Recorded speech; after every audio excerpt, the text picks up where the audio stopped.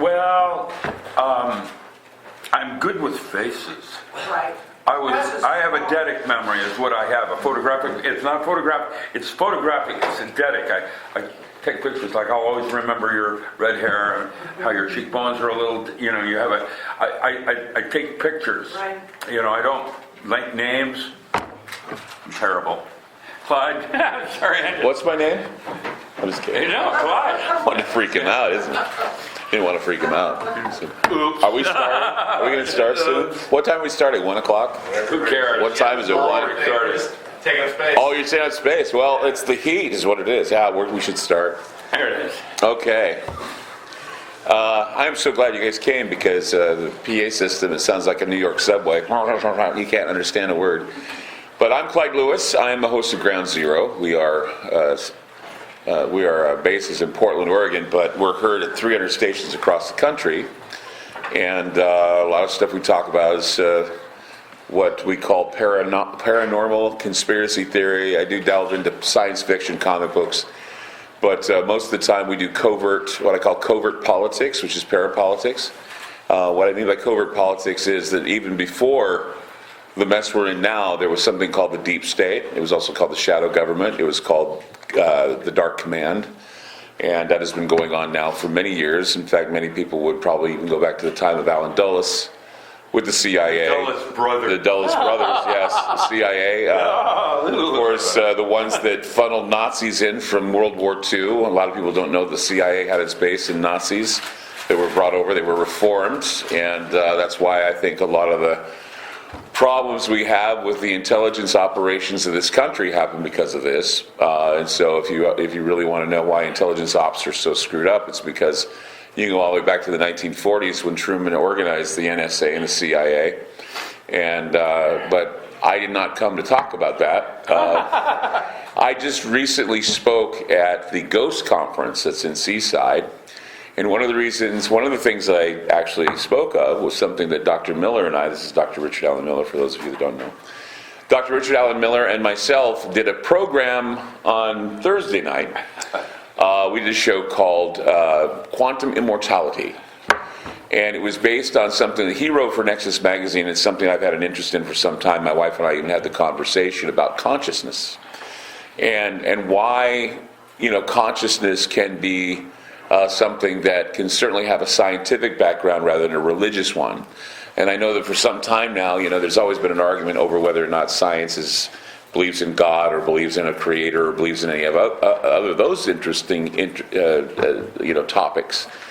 And while we are told by most, in fact, one of the people who I had an opportunity to talk with about such matters was none other than Stephen Hawking, who just passed away. I spoke with him 15 years ago, and he was the guy who introduced me to a little something called Heisenberg's uncertainty principle. Now, I think the only time we've heard of Heisenberg is like on Breaking Bad, or there's also a Star Trek reference to the Heisenberg uncertainty principle, where they have these Heisenberg contraptions. Yeah, pretty much. And when they ask, so how are the Heisenberg converters doing? It says, very well, thank you very much, because they don't understand. And that's exactly what Heisenberg did, is he said, well, there are things in nature, and there are things in the world that are fuzzy. And those fuzzy things do not necessarily cut them from the reality. They basically give us reason to pause, reason to contemplate, and reason to understand. That's why we have comic books. That's why we have fantasy stories. That's why we have science fiction that seems to predict the future, because they take Heisenberg to the extreme. And of course, Heisenberg studied under Aaron Schrodinger. And we all know who Schrodinger is. Schrodinger is the man that came up with Schrodinger's cat, where the cat can be alive and dead at the same time, but you don't know because you don't see it. That's because it's called Schrodinger's cat house. Yes, exactly. So some are dead, some are alive. So when we're looking at Schrodinger, both dead and alive, and we look at us, both dead and alive, we say to ourselves, well, when we die, what happens to us? Well, everybody says there's a heaven or hell or a purgatory, and that's all good, well and good for religion. But what if science was to step in and decide or figure out what is going on with us and what we do on a consciousness level, what consciousness truly is? Well, Dr. Miller and a few others, a guy by the name of Dr. Lanza and a few others have a theory about biocentrism. And what biocentrism is teaching us is that every single one of us, we're a biological avatar. All of us are pretty much these receivers of information that's coming from a source. And each and every one of us, we have this, what is known as a packet of quantum data. And that packet of quantum data belongs to each and every one of us, and it basically animates this meat suit we have, this astronaut meat suit. It's kind of like an astronaut outfit, but it's biological, okay? It's a biological outfit that we wear, and it keeps us pretty much intact on this planet. But what it houses is that quantum packet of data. Okay, so when you die, that quantum packet of data leaves you, and it wants to go somewhere else in this universe, because, you know, if you believe in multiverse theory or string theory, that packet of quantum data goes on somewhere else. It's like, for example, let's say that source, or whatever is out there that's propelling this planet, making it work, is kind of like a cell phone or a television station. And every single one of us are TVs. Well, once the TV's broken, you're not getting signals anymore. But that doesn't mean the signals have gone away. That means the signals are constantly happening. So that means that when you die, you're like an appliance that's basically shut down. That doesn't mean, though, that whatever is out there that is your packet of data that makes you who you are goes on to the multiverse, goes on past the brain, which is the membrane that we're supposed to be on, is what string theorists say. We're on this membrane, and then there's different levels. So you say, we were talking about the 11 dimensions. Oh, Talk about the 11 dimensions. So, actually, okay, I'll pick it up and then we'll back and forth a bit. I'm a physicist, so I'm going to deal with physical plane. Realize that physics doesn't have the answers either. There's been no law in physics that's lasted longer than 20 years. Okay, it's constantly changing. No, there's no such thing as gravity. The Earth sucks. Well, you know, I mean, every century, every couple of 20 years, recycles, and we went from a quantum mechanical universe. Quantum mechanics is taking your analog music and digitizing it. Okay? So instead of being a nice smooth thing, like cameras working with black and white and there's different shades of gray, which was an art form, now we have a digital thing that all cameras can capture at 600 pixels, you know, and you have a different kind of a resolution where you've lost something in the analog aspects of using a camera, speaking in metaphor. Now, in Heisenberg's case, then working with a quantum mechanical universe, which is based on space and time as your measurement qualities. You're measuring things in time, space. How long did it take? How far did it go?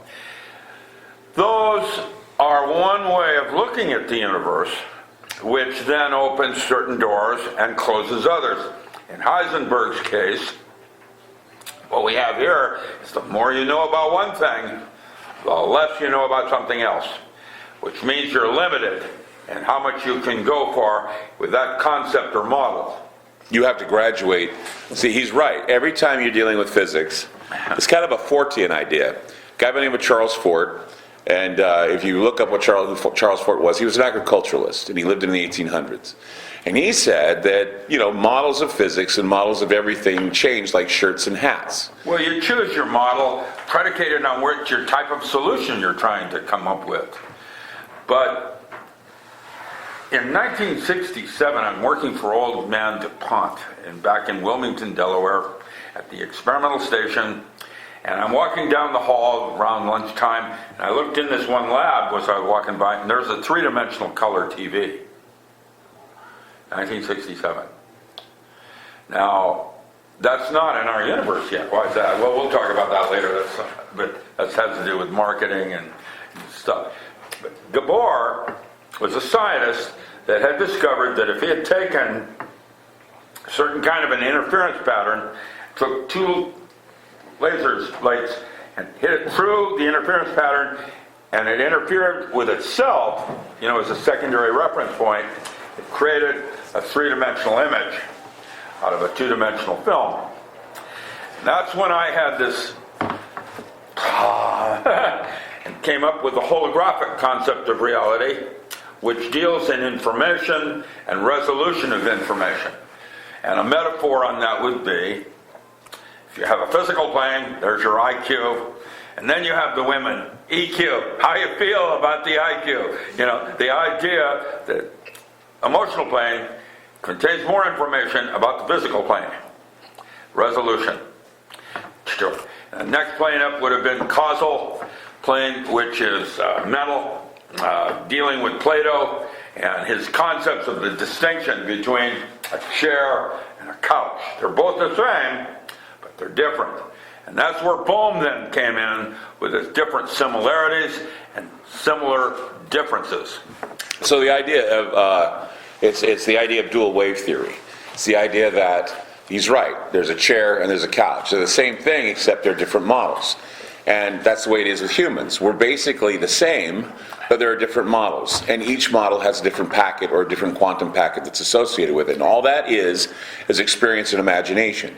Everything about you is experience and imagination. Everything about you is experience, trauma, and imagination. So here's where it gets real complicated. Using a holographic system as opposed to a quantum system for consciousness allows a brand new set of doors to open. For example, if a hologram is n dimensions of information in n-1 dimensions, then the brain is a four-dimensional hologram of 5 space, which means you can change the movie. Pretty much.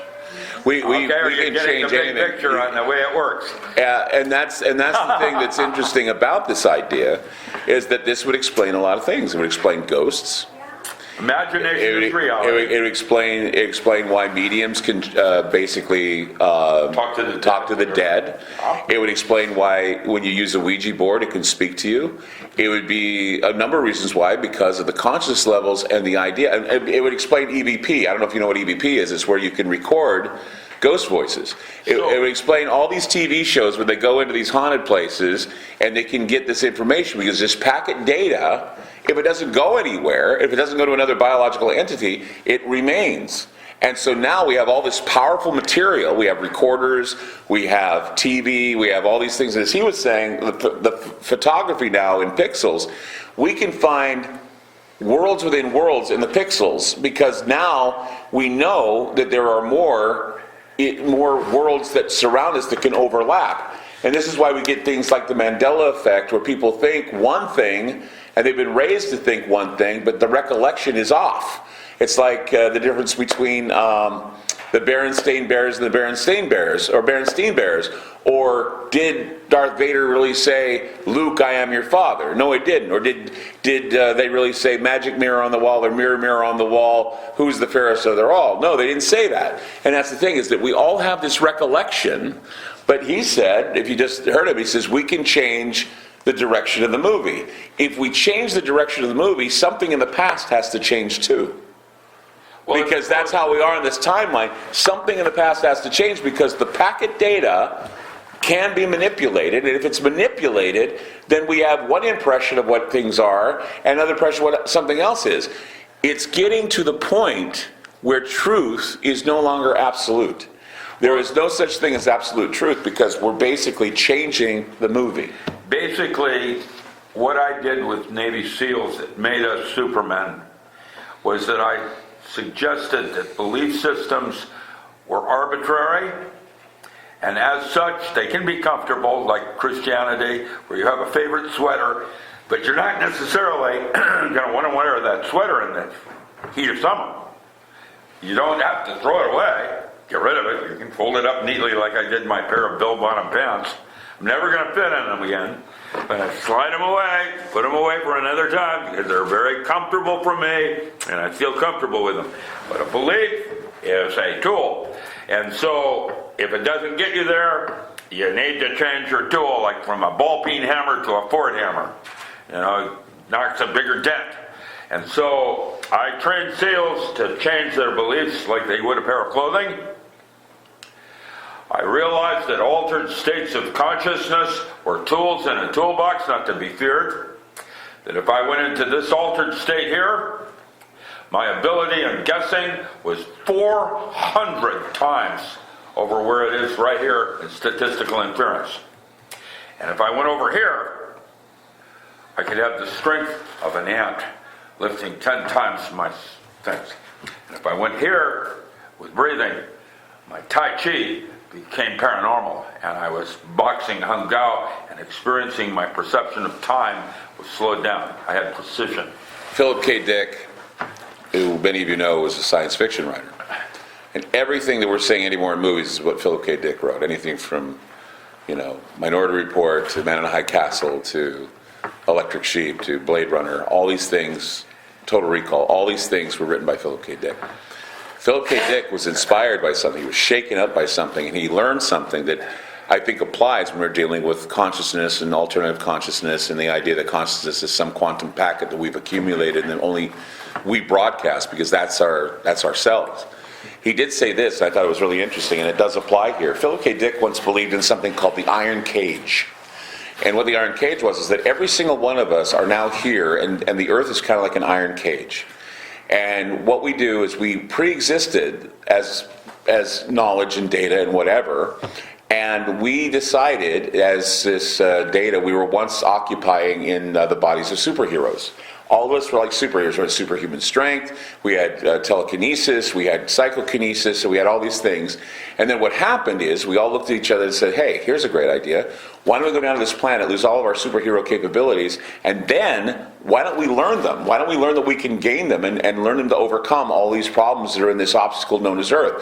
Earth is an obstacle course, and that we were to come down here and basically become superheroes. Well, many of us don't know that we have superhero capabilities. Some people know. That's why they become, presidents and doctors and all these big type of things where you have to use your brain.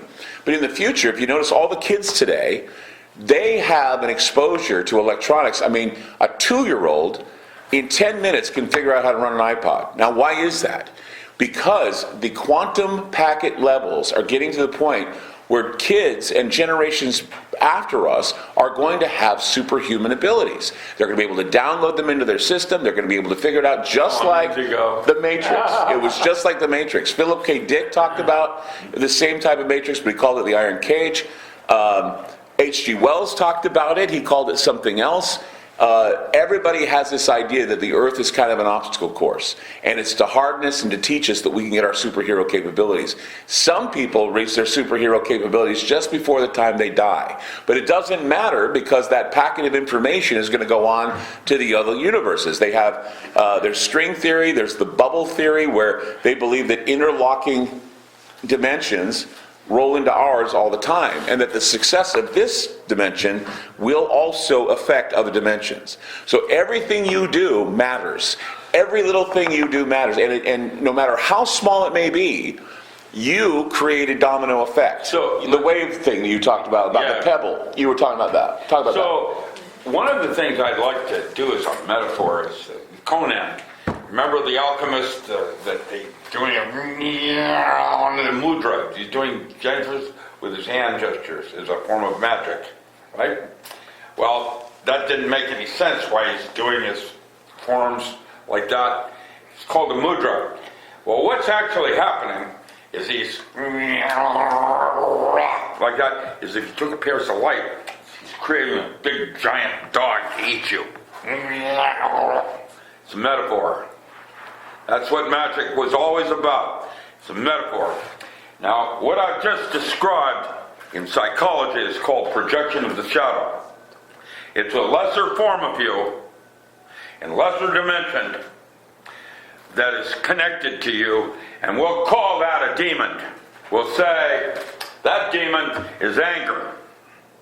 Anger is a quality in us that is not acceptable. I don't want to be an angry man, However, I can use my anger to clean that floor better than anybody in the... You see, it's a tool. It's not a bad thing. If I have some anger, I can take that anger and watch me clean that floor down there. Okay, it's a tool.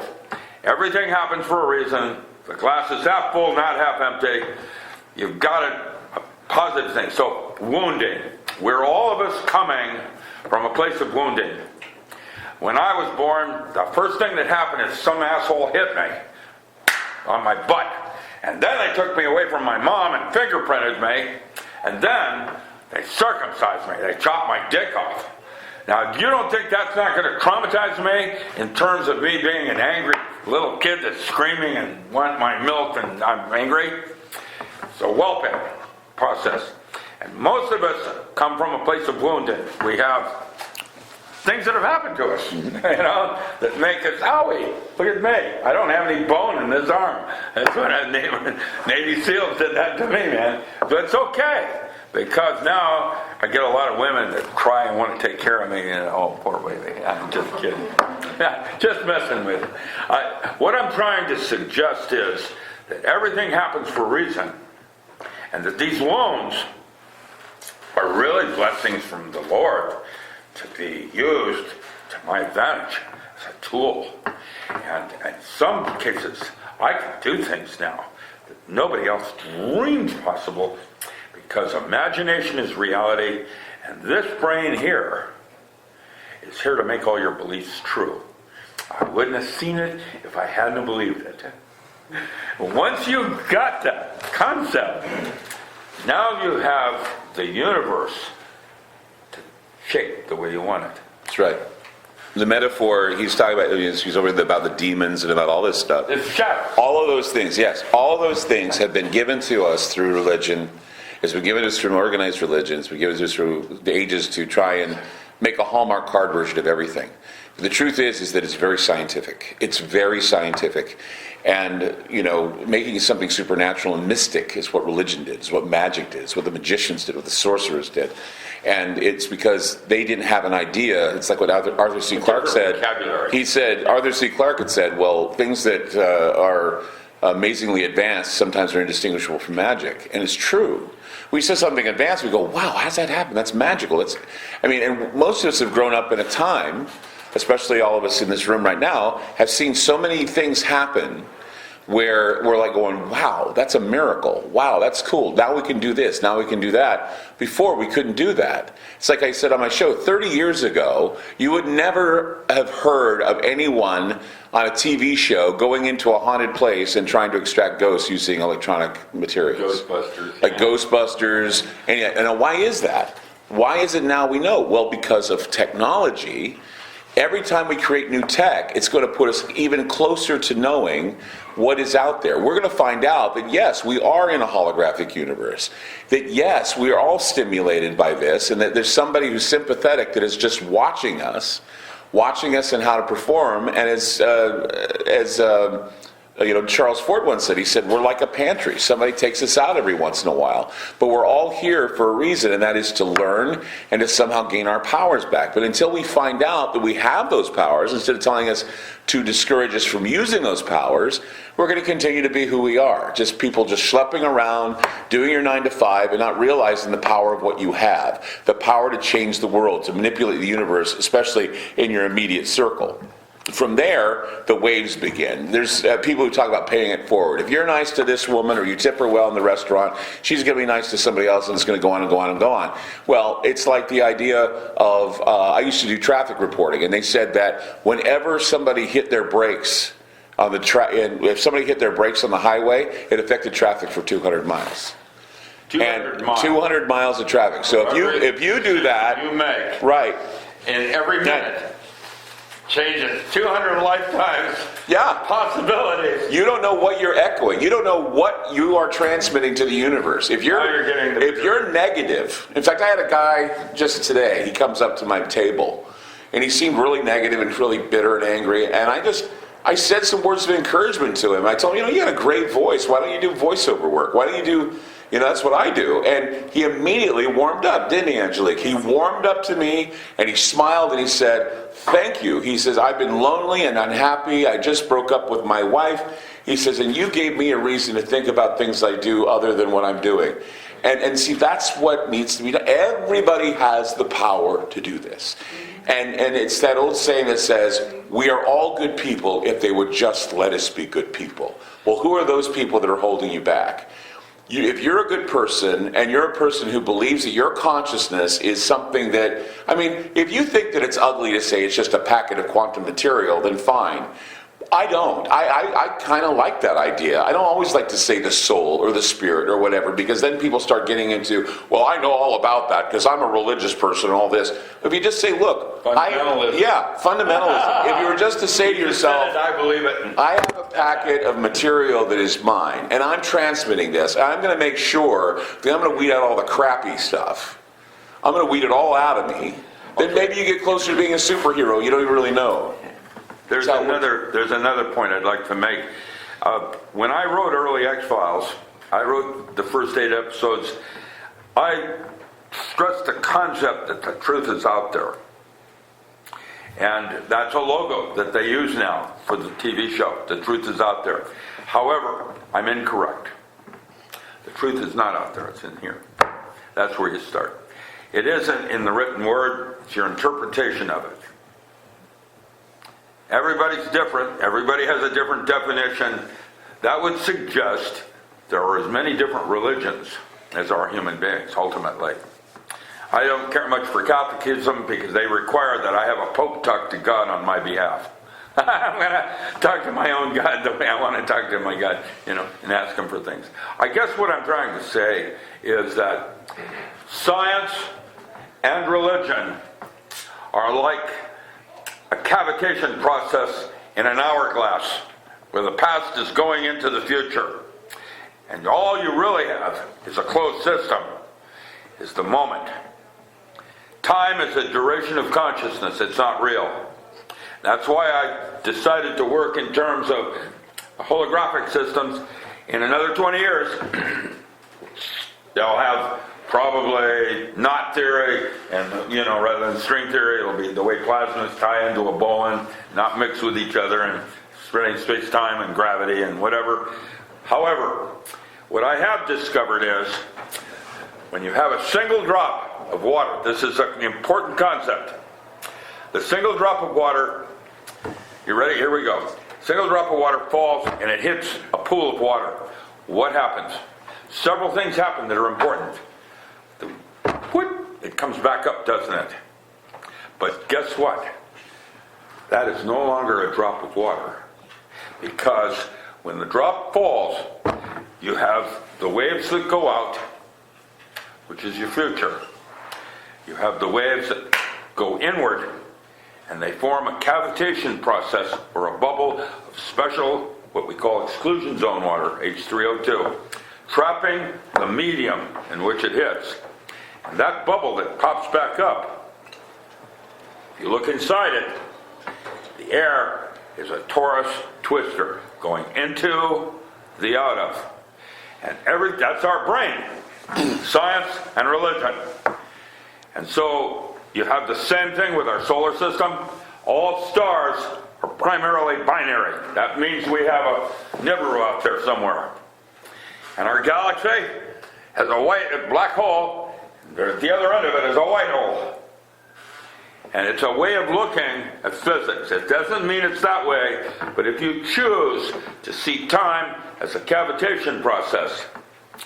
Now, what happens next is things like synchronicity start to have a different kind of significance in terms of the doors that they open and the doors they close as to a quantum form of consciousness. And what happens next is that you have choice. That's what made you God's favorite. This means that every time you have a little decision making, you're changing the universe again. That would suggest that imagination is reality. And that this brain is different than this brain, which is the enteric nervous system. You know what this brain is? It's a hierarchy of organisms, starting with molds and yeasts and viruses, and resonant cavity oscillation up into and out of it. And that place is outside space-time. That's why we call it instinct. And if you realize and tap into that, you have 6 things that are laid out in front of you, and you're looking at all 6 things and you go, oh, that's important to me. Over all these others, that, there. That's what we call synchronicity. That is how a future timeline, as a metaphor, future timeline is talking to this moment.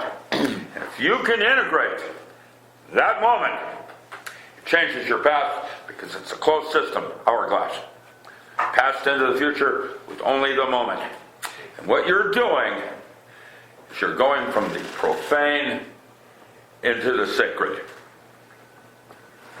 One of the things that I've always told people about time and about quantum consciousness and anything that vibrates in this universe that makes things different. As I say, one of the biggest tools, I guess, tools against you is something called retrocausality. And there are many people that don't believe in retrocausality, but I do. I believe in retrocausality because what that is it's basically saying that groups and individuals are going to approximate a future. And for some reason, we're all going to play along, and whether it's to our own demise or to our own benefit, this future exists. For example, let's say I'm in a bar, and I have long hair and a beard, and this woman comes up to me, and she says, you know what? I think you're amazing. I like your style. I like what you say. I want to marry you. What do you say to that? And I look at her and I say, really? You want to marry me? Yes. I've known you long enough. I've decided that I want to marry you. Okay. That sounds great. She says, there's one catch. I say, what's that? You need to cut your hair and you need to shave off your beard before I marry you. And here's the date. And she gives a date of when we're going to get married. So by that time, I have to shave my beard and cut my hair. Otherwise, we're not going to get married. Now, here's the thing. She puts a date down there, and I have a date in order to get that done, or I'm not going to get married.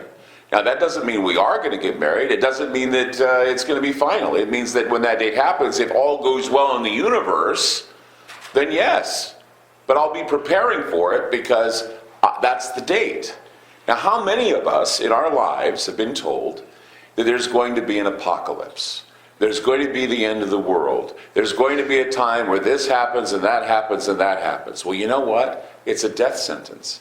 It's retrocausality. They have not given us a date for when this is going to happen, but we all think it's going to happen. And so when we see crap fall apart around us, we're like going, well, that's a sign of the times. That's the sign of the times. Joseph Campbell. Yeah. That's Joseph Campbell when he said, when you see the kingdom of the Father on earth, the apocalypse has already occurred.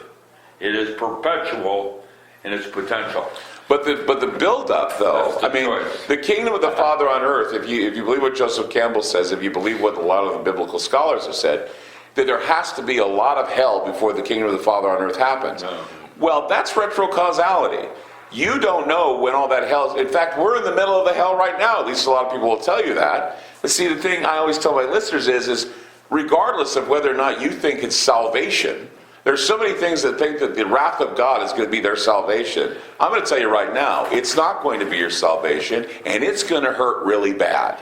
So if this is how bad you want to hurt, then let's move ourselves towards that retrocausality and screw the rest of our lives up. No, we do have a future. We can establish the kingdom of God on earth, when Joseph Campbell says so, and we can try and do it with as little death and destruction as possible. But since we're all thinking there's death and destruction in our futures, it is the law of attraction that brings us to it. Because we have that vibratory bicentrism that is basically creating those vibratory ideas. I mean, why do we pray? We pray because we want to generate that type of psionic feeling. I mean, he teaches psionics all the time when he taught about martial arts. We talked about, remember that story you hear about the woman whose son gets, she's driving in her car, she gets in an accident, the car rolls over onto her son, she's so damn scared that her son's going to die, she lifts the car up away from him and rescues him to safety. We've all heard that story.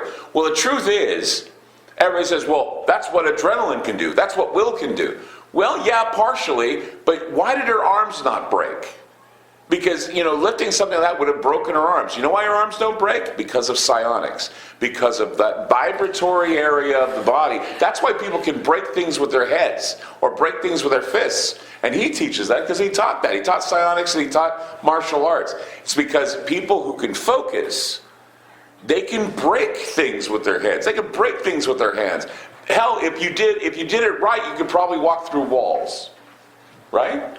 I think that there's something more going on here, that we are part of a food chain. I've watched orca chase dolphin. I did the studies for John Lilly at Berkeley, and I was brought in by Carl Sagan, and I do code, and I listed the clicks and whistles, and I discovered the dolphin have their language is a form of Clifford algebra, dimensional math. It's more complex than Hebrew, which I speak fluently. I'm a Hermetic Kabbalist, so I did my own biblical translations to get my own answers, not someone else's. And the answers aren't out there. It isn't like discovery. The answers are my responses to it. Now, the dolphin have a complex language. You can validate that with, what's his name, aesthetic perception and information theory, Manfred Klein's, some others, mathematicians that have written on aesthetic perception and information theory and the content of it, and that's a dolphin. And then you have orca that has a cerebral cortex. That mammal's like twice the size of man's crunching power, which means that that mammal is going to places man has never even dreamed of. Dolphin, their art form is blowing sonar bubbles, just like that bubble we talked about, that cavitation bubble. That cavitation bubble is played by a dolphin done with sonar. It's called sonoluminescence, where they create circles of things that they play with, and it's a form of cold fusion as their art form. And guess what? Orca chases dolphin for food chain. Bob Dylan said it best, everybody's got to serve somebody. Man's position in the hierarchy of things is that we have a God. In the tree of life, there's Kether, right there. That's God, man's God, right there, Kether. And above Kether is the veils of Isis, Ein, Ein Sof, and Ein Sof Ur. We are only just now finding our place in the scheme of things. With a cerebral cortex that's twice the size of man, that mammal is probably going into universes man isn't even designed to understand yet. Man is not the center of this universe. We're part of a food chain. And once we understand that, we're like in the soil. Out in the garden, you have mycorrhiza. It's a hierarchy of organisms.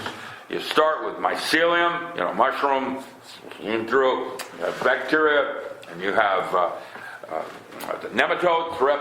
You have hierarchy of megs, and yet there's a woman up at UBC, Forest Service, that talks about the mother tree, that sends a warning note out into, it's a quantum computation algorithm. If you want to look at Gaia, there's Gaia, that's Earth, consciousness, and that mother tree communicates its information to the other smaller trees using mycorrhiza, like the gut. We're the same thing in a hierarchy of organisms, working upward and downward in resonance. And what we have, biological amplification, where the thing can do a single note, and at some point, the glass will fracture, because it'll amplify the sound. I've watched Buddhists using these big long horns, move stones the size of boulders. Now that's in the Bible with the Sefer Yetzirah, the Book of Formation. Older, previous technologies, that's what I did for the military. When they didn't understand something, we'd try to go in and vet it. It wasn't about aliens. It's about previous technologies. Popo, you go down there in the Clovis, they're unculturing this burial grounds now. It's a city just south of the volcano, down near Copo, and more complex than New York City. They had space flight, and they crawled out of a cave to form the Navajo and the Hopi. We've been here before. It is a recycling of consciousness, and right now, this moment on the East Coast, we have a mini day after tomorrow. With the polar vortex coming down. There it is. We're and if you talk about Nibber, how did the Hopi talk about it? talked about it as a red and blue cucina. What do you think that suggests? Well, from a physics point of view, it sounds like a redshift. Something going through our solar system so quickly there's no warning. It's about the moment and making it sacred, because everything, truthfully, is outside space-time. What the article that Clyde is referring to was 3 parts of a 10-part series for Chapter 7 in the non-local mind in a holographic universe. And basically, at the moment of death, there is a 5-gram weight loss in the body. The Egyptians talked about the Ba and the Ka, but at the moment of death, you have one last decision. And that's where Kubler-Ross and my friend said, I did Eben Alexander. I spent 2 weeks in the jungles with Eben Alexander trying to understand. He wrote a book called Proof of Heaven.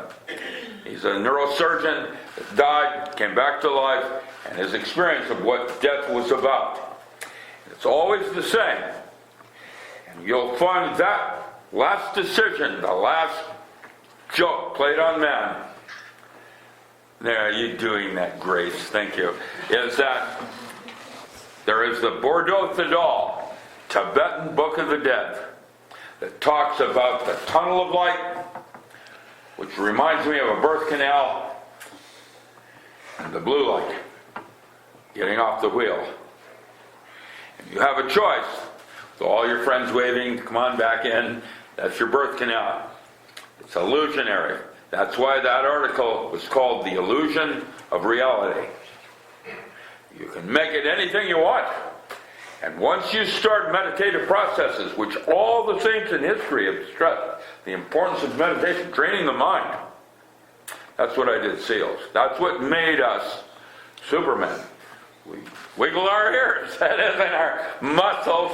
It's our ears, man. It's that using your awareness as a tool. And you have blessings. You know, in the Greater Keys of Solomon, these are the first books on magic ever written. I'll end this thing by saying, as alchemy has led to chemistry, so now physics becomes magic, which is advanced physics with a mystery school. You don't need to know how it works to be able to use it.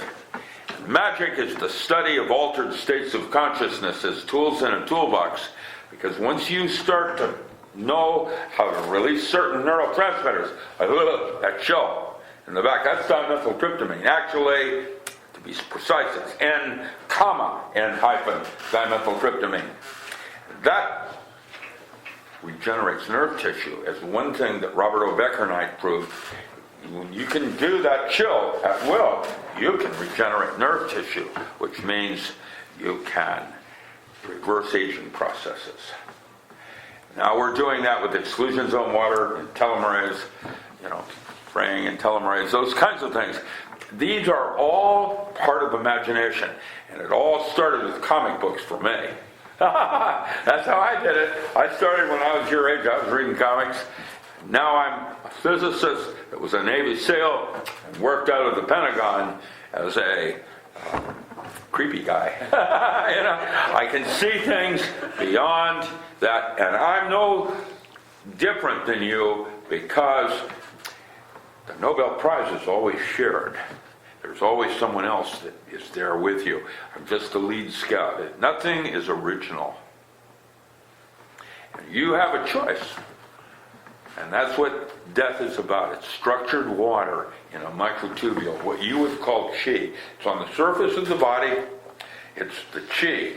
And it's had many names. That's chapter 6 in my book, talking about the energy that patterns randomness. It's had many names in history, from prana and orgone, has lots of different names. But it's the energy that patterns randomness. It's pre-energy, psi energy. That's my first book. I talk about that. I was at Mission Control with Edgar Mitchell. I did the ESP studies at Mission Control. And we needed a space distance, long distances away, and blocks between us to see if it was inhibited by distance. It was, by shielding. Extrasensory perception is something that's outside space-time. It's instantaneous. Psi energy is a higher level of energy form of what we call energy. It is a holographic system. And by looking at it from that point of view, now I have certain doors that open. I started that by saying that the DNA, this was 45 years ago, I said the DNA is a three-dimensional hologram of force space. Who you were, who you are, who you will be. Now the brain is a four-dimensional hologram of five space. That means that by going to different places in the brain, you change the movie. And when I say the brain is a four-dimensional hologram, that means it's an amorphous semiconductor. It's constantly in change. 4 dimensions of information, creating a fifth space. We're just beginning to understand the possibilities of what are, and that's why we choose this model over that one, because it allows us to close those doors, not those. What he's talking about, and what, in summary, I guess, what we can say is that there's a reason why there's such an interest now at finding the thumbprint, which is the brain.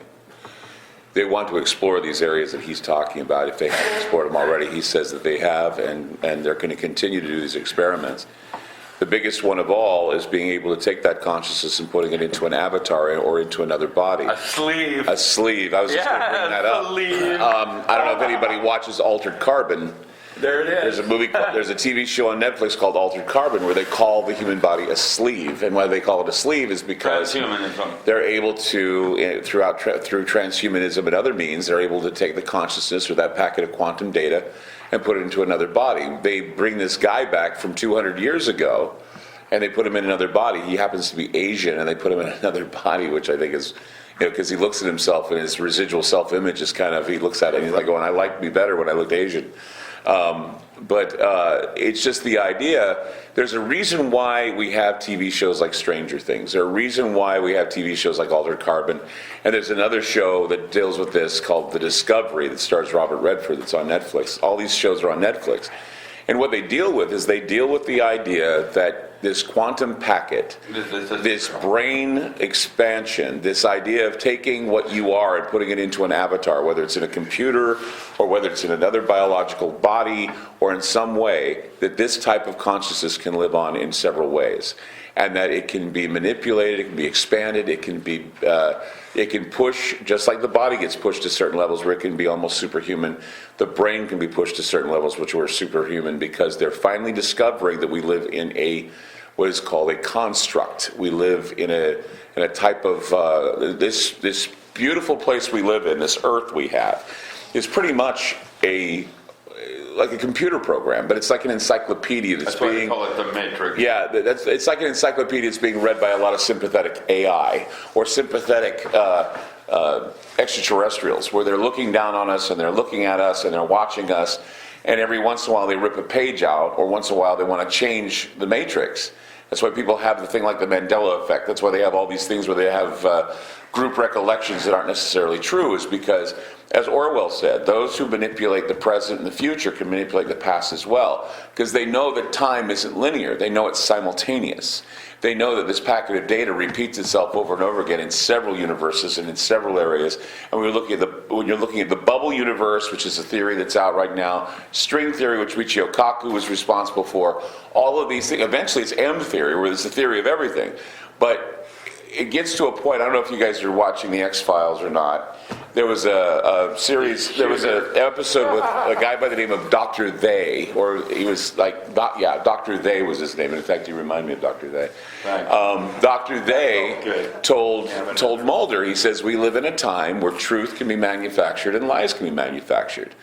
And nobody can tell the difference. He says, all you need is a laptop. He says, all you need is a laptop. And he says, we can change the world with just one meme or one suggestion or one idea, and people will believe it, because there is no absolute truth anymore. Reality is a word that we should use in quotes.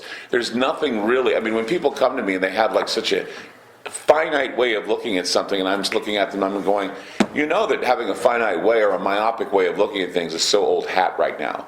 And they say, what do you mean? There is absolute truth. I go, no, there's not. There's not anymore, there's not. The truth is in you. The truth is from you. The truth is what you make of it. I can tell you something today, and you look at me like, that's nonsense. I don't believe that. Well, if you don't believe it, then obviously you don't think it's the truth. You know, facts are now being changed and questioned every day. You wanted to write a book, by the way. There it is, audiobook, number 1. And this is the most important thing. It was something that Merlin said to Arthur. Anything not specifically forbidden is mandatory. If it's possible, you can count on it. It absolutely is going to happen. If it's possible, and you can dig it in your imagination, you can count on it happening. Another thing, too, is if you want to win an argument, you know what you do? Cast a few seeds of doubt, you win. That's how it works. Anymore, all you have to do is plant the seeds of doubt in anybody, and you win the argument. Travis stock, that's called gang stalking. So basically what you're doing is you're saying, I can win an argument, all I have to do is give you some seeds of doubt. If it's possible, then it can be Probable. True. It's probable. Yeah, you can count on it. Yeah. If it's possible, it's probable. If it's something that you're hearing, it's approximated. Science is not If the you're one. watching TV and you see something like Stranger Things, one of the things that's interesting about Stranger Things, I don't know if you know this or not, but the Department of Energy, okay, is basically the scary place where Father is and where Eleven gets trained and all this stuff. It's based on something called Montauk. It's based on something called Montauk Base, where they used to do mind control on kids. And they were going to call it Montauk, but they didn't. But one of the things is the guy that's the director of the Department of Energy, his name's Moniz. He was on Chelsea Handler's show. And Chelsea Handler was saying, well, we watch Stranger Things on Netflix, and it's pretty hilarious. You guys, have opened the portal to the upside down, and you guys go into time travel and all this other stuff. What part of that's true and what part of that's false? And he made the statement, he says, all of it's true. And everybody looked around. Don Cheadle was on there, and he was laughing. And You know what CERN is? CERN is a rapid transit system to Chicago's Fermi Lab. It's a transmitter. It's transmitter particle physics. Here's the bad news. What goes in is not what comes out. It's a copy. Right. Geordie What Rose. does that suggest? Remember this name, Geordie Rose, okay? Look him up when you have an opportunity. Find out what Geordie Rose says about D-Wave computers. Geordie Rose did a lecture about D-Wave computers. And you know what he said about D-Wave computers? He said, we have the power now to open up portals and allow beings to come through. And he says that I would compare them to what H.P. Lovecraft created. Oh, yeah. Cthulhu. Yeah, there you go. The Cthulhu mythos. Mountains of Madness. So they're bringing in these Cthulhu-like creatures. I don't know what they're doing with them, but Geordie Rose, who is a scientist like Elon Musk and all these other guys. That was Hawkins also. Yeah, they're all saying that it's real. They're all saying that this is happening, and they're using it with D-Wave computers. They're using it with CERN. CERN busts, when they bust up particles at CERN, you know what that's the equivalent of? A neutron star exploding underneath Switzerland every time they do that. And you don't think that's not going to cause problems for the space-time continuum or cause problems for the mantle of the planet, magnetics basically causing the Earth to shift? Why do you think we're having all these volcanoes? Why do you think we're having all these earthquakes? Something is pushing the Earth in a direction that is going to be phenomenal. We're going to wake up one day and we're not going to recognize our planet, and then we will have to utilize that data packet and try to figure out how we can be superheroes, because we're going to have superhero mentality and strength to overcome what is coming. And it's going to be an adventure for some, and it's going to be terrifying for others. Because that's what it is. The good, the bad, and the ugly. Another spaghetti western. I think that we're almost out of time. Did anybody have any questions about what we're talking about? Any ideas that you want to express? Or anything? I'm on my way to go visit my daughter shortly. I love my friend here. We play and mess with your mind because it's about time. And our children are our single most important asset. Teach your children well. That's my... I have a question. I saw a study where they had extracted DNA out of the participants in the study. First, okay, first, before they extracted it, they visually showed images that would create emotion. Okay? I'm Then familiar they with that. extracted the DNA out Yep. of then they moved the DNA away they had it up to 50 miles away, and when they again showed the subject the stimuli, that at the exact same moment that the subject registered the emotions, the DNA that was 50 miles away registered. It's independent of the same. space-time. That's the Right. part that was Yeah. that came out of that study. That had nothing to do with distance.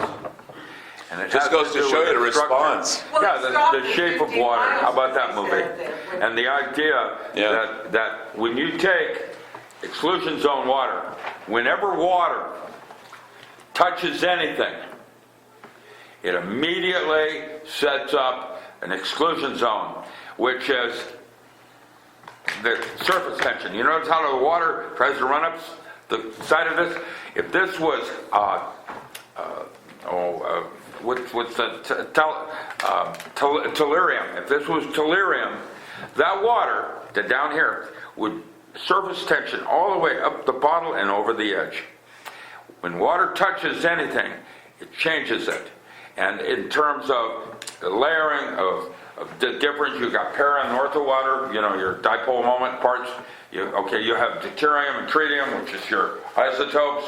Then you have exclusion zone water, which is H3O2. Exclusion zone water is the part of the wave that's touching the air.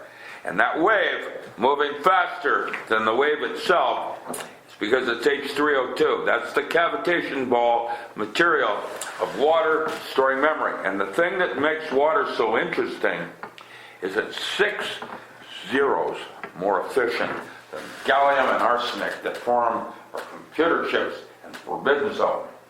It's that much more, which means the water in your body contains all of your lifetimes at this moment. The other thing too that you were talking about when you're talking about how the DNA responds to something that was far away, they did a study on Holocaust survivors, and they actually said the children of Holocaust survivors are still experiencing that trauma, even though it was like 70 years ago. Outside space-time. So basically, once again, that indicates that whatever happens to the quantum packets, if they're traumatized or otherwise strained, Recorded. they continue to record and they go in loops. And that would even explain Yeah. ghosts. Yeah. First of all, I want to say that a lot of people missed out, so you guys did a great talk, I thought, and it was amazing. So, Philip K. Dick, the research that you were mentioning, was that original on his behalf, or did he come up with that? What do you call it? It was called the Iron Cage. It's something that he had expressed after he had the Valis vision.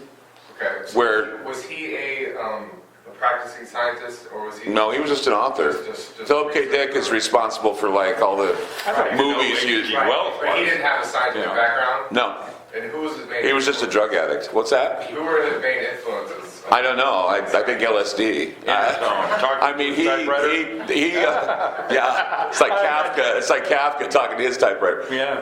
William Burroughs. No, or Burroughs. Yes, very much Burroughs or Bob Wilson. Bob I Wilson. know, man. I've been there, done that. Yeah.